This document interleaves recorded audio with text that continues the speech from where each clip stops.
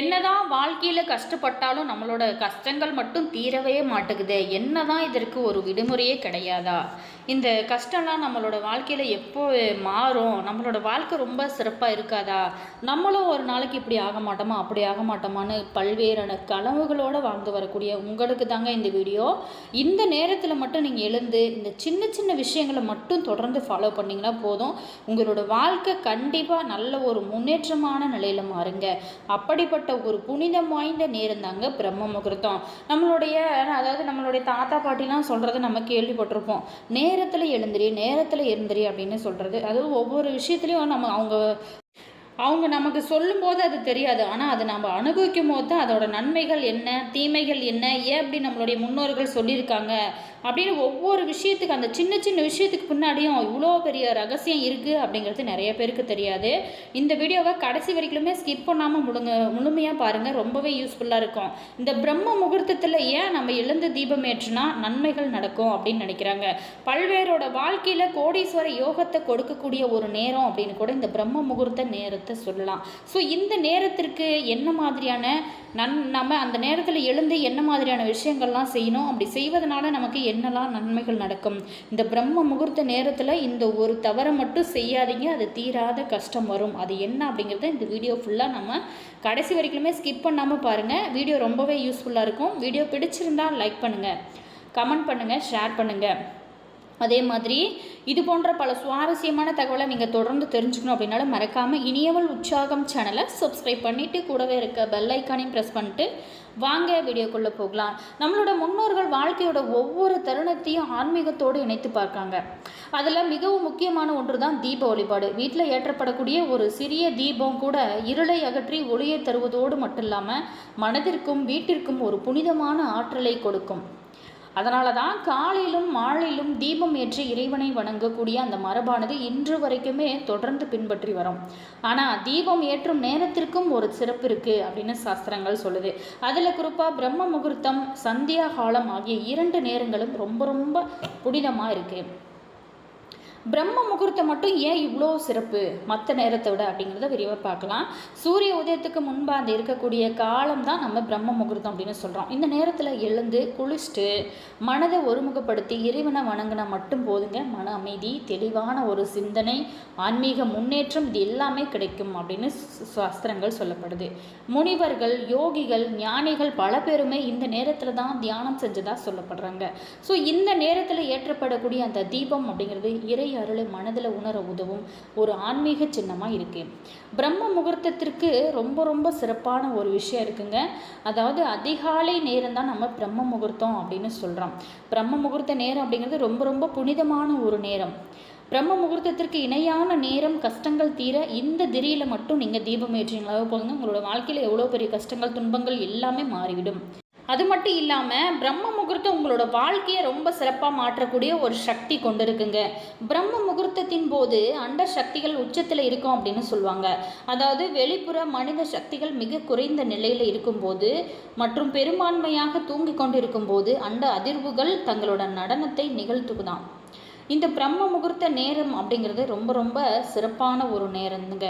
இந்த நேரத்தில் தியானம், மந்திரம், பிரார்த்தனைகளில் ஈடுபடுவதன் மூலம் மக்கள் இந்த சக்தியை ஆன்மீக வளர்ச்சி, உள் மாற்றத்திற்காக பயன்படுத்தலாம்.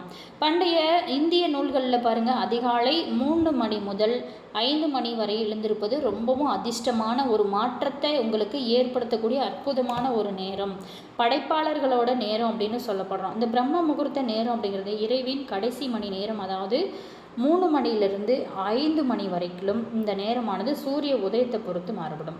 இது வழக்கமாக சூரிய உதயத்திற்கு சுமார் 1 மணி நேரம், அதாவது 36 நிமிடங்களுக்கு முன்பாக தோராயமாக ஒரு 3:30 மணி முதல் 5:30 மணி வரைக்கும் இருக்கக்கூடிய நேரம் தான் இந்த பிரம்ம முகூர்த்த நேரம் அப்படின்னு சொல்கிறோம். ஸோ இந்த நேரத்தில் பாருங்கள், வார நட்சத்திர யோக தோஷங்கள் அப்படிங்கிறது கிடையவே கிடையாது. இப்போ பாருங்கள், ஒரு வீட்டுக்கு நம்ம கால் போடணும், புதுசாக வீடு கட்டுறோம் அப்படின்னு நினச்சோமா, நீங்கள் நாள் கிழமை இதெல்லாம் எதுவுமே பார்க்காதீங்க. அதிகாலை பிரம்ம முகூர்த்த நேரத்தில் எழுந்து நீங்கள் செஞ்சீங்க அப்படின்னா அந்த காரியம் ரொம்ப பிரகாசமாக இருக்கும். பிரம்ம தேவன் சிவபெருமான இந்த நேரத்தில் தான் வழிபட்டதாகவும் அதனோட பலனாய் பல வரங்களை பெற்றதாகவும் அதனால தான் இதற்கு பிரம்ம முகூர்த்தம் அப்படின்னு பெயர் வந்ததாகவும் சொல்லப்படுறாங்க. பிரம்ம முகூர்த்தம் அப்படின்னு அழைக்கப்படக்கூடிய அதிகாலையில் இந்த நீரில் அதாவது பிராண் சக்தி இருப்பதா நான் சொல்லப்படுறாங்க. எனவே தான் இந்த நேரத்தில் நம்ம குளிக்கும்போது உடல் அதாவது பிராண் சக்தியை உறிஞ்சி உங்களோட நாளை நேர்மறையான ஆற்றலால் நிரப்ப உதவும் அப்படின்னு நம்மளுடைய முன்னோர்கள் சொல்லி வச்சிருப்பதா சொல்கிறாங்க. தினமுமே நம்ம பிரம்ம முகூர்த்த நேரத்தில் எழுந்து விளக்கு ஏற்றுவது, அதுக்கு முன்னாடி நம்ம குளிச்சுட்டு விளக்கு ஏற்றுவது ரொம்ப முக்கியம். அதுவும் தலைக்கு குளிப்பது ரொம்ப சிறப்பு. அப்படி குளிக்க முடியாதவங்க மட்டும் தலையில் மஞ்சள் நிறம் தெளித்து கொள்ளலாம். ஒரு 60 வயதுக்கு மேற்பட்டவங்க, உடலில் பிரச்சனை இருக்கிறவங்க முகம் கை கால் மட்டும் கழுவிட்டு நீங்கள் விளக்கேற்றலாம். தினமுமே காலையில் கண்டிப்பாக தீபம் ஏற்றுறது ரொம்ப நல்லது. பிரம்ம முகூர்த்த நேரத்தில் எழுந்து குளிச்சுட்டு நீங்கள் தூய ஆடை அணிந்துட்டு திருநீரிட்டு பூஜை அறையில் நெய் விளக்கு ஏற்றி வைத்து இறைவனை வேண்டி காயத்ரி மந்திரம் சொல்வது பல சக்தியையும் செயல் திறனையும் அதிகரிக்கும். ஸோ இதை மட்டும் ஸ்கிப் பண்ணாமல் செஞ்சு பாருங்கள். உங்களோட வாழ்க்கையில் எண்ணி ஒரு 30 நாளில் உங்களோட வாழ்க்கை ரொம்ப பிரகாசமாக மாற ஆரம்பிக்கும். அது மட்டும் இல்லாமல் அப்படி சொல்ல சொல்ல நம்மளுக்குள்ளும் வீட்டுக்குள்ளேயும் நல்ல அதிர்வுகள் பரவி நேர்மறையான சிந்தனைகள் தோன்றுவது மட்டும் இல்லாமல் மகாலட்சுமி கடாசம் கிடைக்கும் அப்படின்னு நம்மளோட முன்னோர்கள் சொல்லக்கூடிய ஒரு வாக்காக இருக்குது. அதுலேயும் பிரம்ம முகூர்த்த வேளையில் பிரம்ம காயத்ரி மந்திரத்தை ஒரு 108 முறை மட்டும் சொல்லி நீங்கள் வழிபட்டு வந்தீங்களாவே போதுங்க. வாழ்க்கையில் மாற்றம் ஏற்படுறதை உங்களோட கண்குளிராக காண முடியும். இப்படிப்பட்ட புனிதம் வாய்ந்த இந்த மந்திரத்தை மறந்துடாதீங்க, சொல்லி நீங்கள் வழிபடுங்க.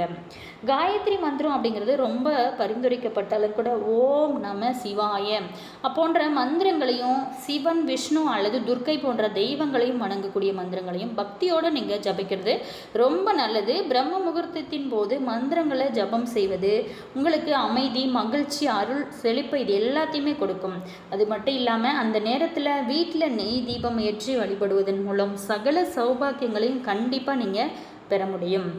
இந்த நேரத்தில் எந்த ஒரு விஷயத்தை செஞ்சாலுமே அதனோட விஷயம் அதாவது பலன் பல மடங்காக பெருக்கும். அப்படிங்கிறதுனால தான் இந்த நேரத்தில் நெய் விளக்கு ஏற்றி மிக எளிமையான வழிபாட்டுன்னு நீங்கள் தொடர்ந்து செஞ்சு வந்தீங்களாலே போதுங்க. உங்களுடைய வேண்டுதல் என்னவா இருந்தாலும் அது நிறைவேறும். வாழ்க்கையாகட்டும், தொழிலாகட்டும், இது எல்லாத்துலேயுமே வளர்ச்சி வேணும், சுபிட்சம் வேணும் அப்படின்னு நினைக்கிறவங்க இதை மட்டும் ட்ரை பண்ணி பாருங்கள், ரொம்ப நல்லது. இப்படி தொடர்ந்து ஒரு 48 நாளைக்கு நீங்கள் தினமுமே நெய் விளக்கேற்றி மந்திரங்களை சொல்லி திருமணம், குழந்தை, படிப்பு, வேலை, பொருளாதார பிரச்சனை அப்படின்னு சொல்லிட்டு எந்த காரியம் கைகூட வேணுமோ அதை மனதார நினச்சி வேண்டிக்கோங்க. ஒரு வாரத்திலேயே உங்களோட வேண்டுதல் படிப்படியாக நிறைவேற தொடங்கும். பிரம்ம முகூர்த்தத்தின் போது நெய் விளக்கு ஏற்றி பிரார்த்தனை செய்வது நீங்கள் விரும்புவதை பெறக்கூடிய ஒரு சக்தியை கொண்டிருக்கான்.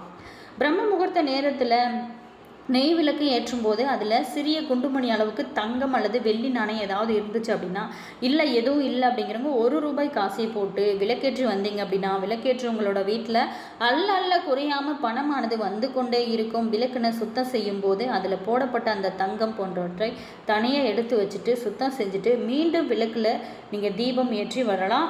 இப்படி விளக்கேற்றி வந்தால் அந்த வீட்டில் மகாலட்சுமியின் அருளானது முழுமையாக நிறைந்திருக்கும். பூஜை அறையில் நம்ம ஏற்றப்படக்கூடிய அந்த விளக்கோட அகல் விளக்குகள் எத்தனை வேண்டுமானாலும் ஏற்றலாம். ஆனால் பூஜை அறையில் மட்டும் இல்லாமல் வீட்டோட நிலைவாசல்லையும் விளக்கேற்றி வைப்பது ரொம்ப ரொம்ப சிறப்பு. உங்களோட வாழ்க்கை ரொம்ப பிரகாசமாகவும் ரொம்ப முன்னேற்றம் வேணும் அப்படிங்கிறவங்க இதை மட்டும் ட்ரை பண்ணி பாருங்கள், ரொம்ப நல்லது.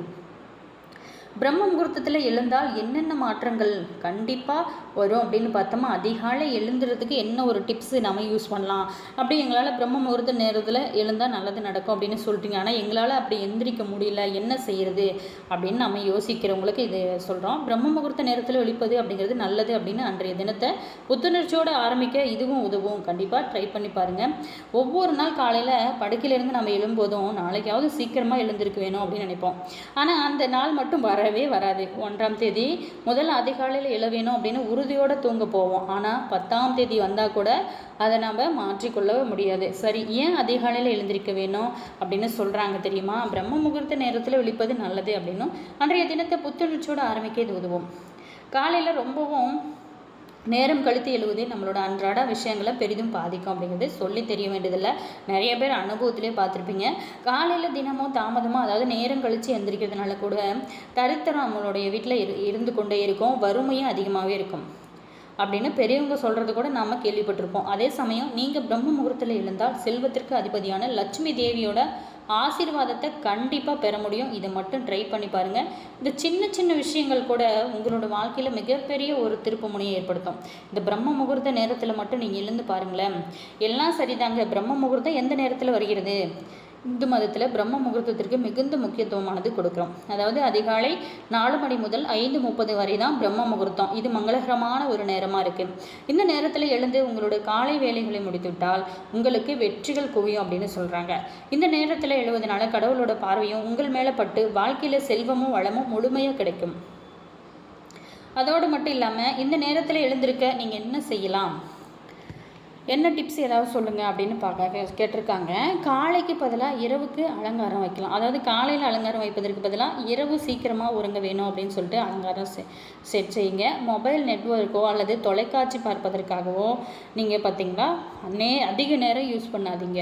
உங்களிடம் இருக்கக்கூடிய அந்த சாதனங்களை தூரமாக வச்சுட்டு புத்தகம் வாசிக்கிறது, தியானத்தின் மூலமாக உங்களோட உடலை ரிலாக்ஸ் செய்யுங்க. இரவு சீக்கிரமாக தூங்குறதுனால அதிகாலையில் கண்டிப்பாக உங்களால் சீக்கிரமாக எழுந்திருக்க முடியும். ஒருவேளை நீங்கள் காலையில் எழுந்துவதற்கு நீங்கள் நினச்சிருப்பீங்க, ஆனால் உங்களோட கடிகாரம் அல்லது போன தூரமாக வச்சுருப்பீங்க. அப்போது தான் அலங்காரத்தை நிறுத்துவதற்காக படுக்கையில் இருந்து எழுந்து வருவீங்க. காலை வேலை முன்பே முடிவு செஞ்சுருங்க. நீங்கள் அடுத்த நாள் காலையில் செய்து முடிக்க வேண்டிய பணிகளை முன்பே திட்டமிட்டு வச்சுருந்தீங்களா அடுத்த நாள் சீக்கிரமாக எழுந்திருக்க முயற்சி செய்வீங்க. இப்படி தினமுமே உங்களோட வேலையை திட்டமிட்டிங்களா நீங்களும் சிரமம் பார்க்காம ரசித்து செய்வீங்க. உதாரணமாக நீச்சல், புத்தக வாசிப்பு, கதை எழுதுறது, ஓவியம் வரைகிறது, தோட்ட வேலை அல்லது இசை கேட்பது அப்படின்னு சொல்லிட்டு உங்களுக்கு ஏதாவது ஒரு ஆர்வம் இருக்குதோ அதை செயல்படுத்துவீங்க. மேலும் இப்படி செய்வதனால நீங்கள் இரவில் நிறைய சாப்பிட்டா காலையில் சீக்கிரமாக எழுந்திருக்க வேணும் அப்படிங்கிற உந்துதல் குறைந்து போகுமா. அதனால் எப்போதுமே இரவு நேரத்தில் அளவாக சாப்பிட்றது ரொம்ப நல்லதான். நீங்கள் எந்த ஒரு டயட்டை பின்பற்றினாலும் சரி, நீங்கள் சாப்பிட்றது அரிசி அல்லது கோதுமையாக இருந்தாலும் அதை பாதியாக குறைச்சிக்கோங்க. அதற்கு அதிகமான காய்கறி உணவில் சேர்த்துக்கோங்க. அதே மாதிரி இந்த பிரம்ம முகூர்த்த நேரம் அப்படிங்கிறது பல்வேறோட வாழ்க்கையில் கோடீஸ்வர யோகத்தை கொடுக்கக்கூடிய நேரம். அதனால் கண்டிப்பாக ட்ரை பண்ணுங்கள். இது வரைக்கும் பிரம்ம முகூர்த்த நேரத்தில் எழுந்திரிச்சாலும் சரி எழுந்திருக்கலாலும் சரி, இனி வரக்கூடிய காலகட்டங்களில் எழுந்து உங்களுடைய அன்றாட வேலைகளை செஞ்சுட்டு மந்திரம் ஜபம் செய்வது, யோகா, உடற்பயிற்சி இந்த மாதிரியான விஷயங்கள் இந்த பிரம்ம முகூர்த்த நேரத்தில் செய்வது ரொம்பவே நல்லது. வீடியோ பிடிச்சிருந்தால் லைக் பண்ணுங்கள், கமெண்ட் பண்ணுங்கள், ஷேர் பண்ணுங்கள். நீங்கள் இன்னும் நம்ம சேனலை சப்ஸ்கிரைப் பண்ணாமல் இருந்தீங்களா சப்ஸ்கிரைப் பண்ணிக்கோங்க. கூடவே இருக்க பெல் ஐக்கானையும் ப்ரெஸ் பண்ணிக்கோங்க. அப்போ தான் நாங்கள் போடுற ஒவ்வொரு நியூ வீடியோஸுமே உடனுக்குடன் உங்களுக்கு நோட்டிஃபிகேஷனாக வரும். உங்களோட கருத்து என்ன அப்படிங்கிறத மறக்காமல் கமெண்ட்ஸை சொல்லுங்கள். உங்களுடைய உறவுகள் வகையில், நண்பர்கள் வகையில் இந்த வீடியோவை ஷேர் பண்ணிவிடுங்க.